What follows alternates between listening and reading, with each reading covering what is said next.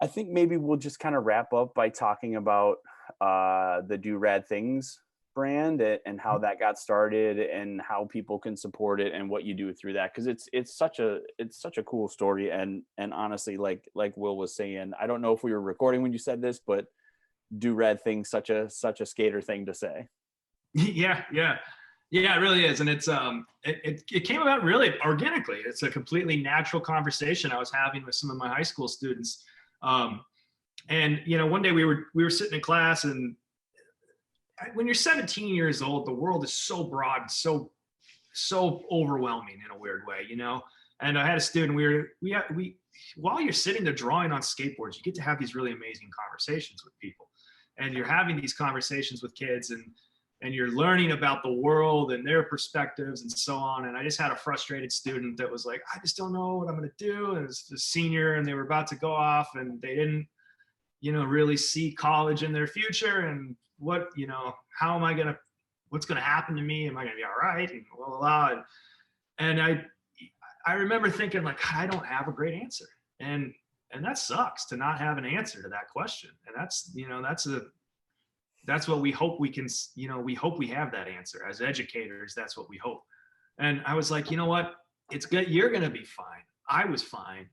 And I was like, just do rad things. It just sort of slipped out. Like, just do rad things. And they were like, yeah. I was like, go out, have fun. Enjoy yourself, learn about what makes you tick, where you're going to thrive. Just every day, do rad things.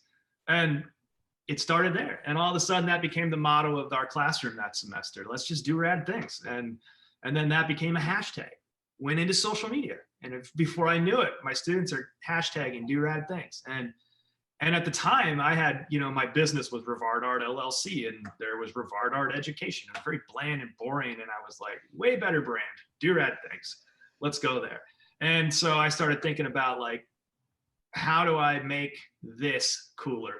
Like, how do I make, what I do as an educator something that has a lot bigger reach, is a little more broad, can expand in my own life, can turn into an actual lifestyle brand, or, that can really encompass everything that I want to be able to do.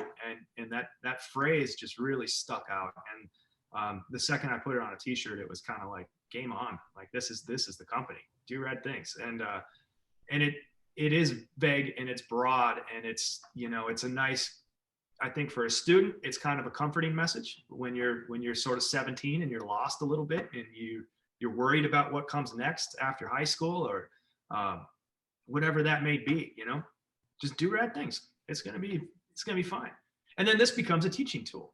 Do rad things as a brand. I mean, I've had my students design logos. We go on these, every single program that I do, we're going on field trips places. Like, we went to the screen printing place where we learned about the fabrics, the materials, the cost of production. The students did the logo. They pulled the screens on the t-shirts. They did all of the work. They went out and sold them.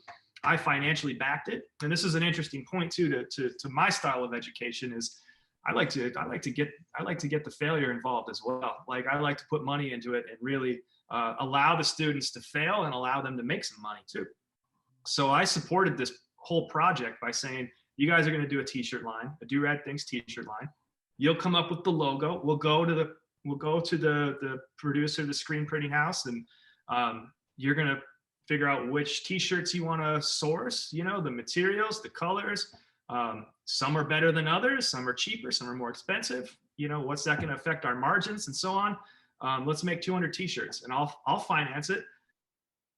We're going to get to the point where I make my money back first, because I'm the investor here. Anything above and beyond is your profit margin. You're in the green. And you guys, my 20 students, you guys get to split that profit. So I'll pay you to do this, and this is now your project. And this is what you're going to be able to create. And you're going to have to talk the principal into setting up a booth at the lunchroom to sell t-shirts or whatever. However you guys want to do it, put it on your social media. You can take a Venmo, we can do all kinds of things. And so we're engaging social media in these weird ways. They're producing, they're learning business, they're learning the profit margins. They know exactly how many t-shirts they have to sell to break even. I put up the risk.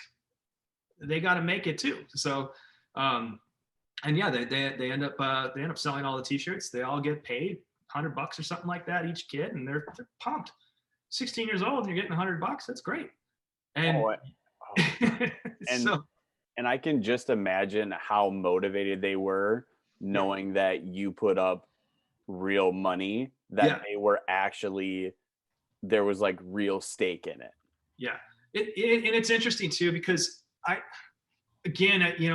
in a really, I realize that I'm in a position, I'm in a very privileged position as an educator, because I'm not a teacher. I don't work for any district. I'm going to write the curriculum I'm going to write. And if the school likes it, they can buy it. If not, fine. I'll move on and I'll do the next one, and I don't bend too often to, districts and things like that. This is what I want to create. This is the way I want to teach it. This is what we're going to do. If you're interested, great. If not, that's fine. I'll find a place for that. And that's a privilege that I have as an independent business owner, as an independent educator. I know that that's not something that every teacher can do. But I also use that to my advantage with my students. I tell my students all the time, I'm not a teacher. I don't work for this school. I'm here to put on a project. I want to make some money with you. I want you guys to be involved in a business. You need to understand this is real. These t-shirts are my brand, my reputation. They're going to be out in the street on people's backs. It's got to look good. It's got to be done right.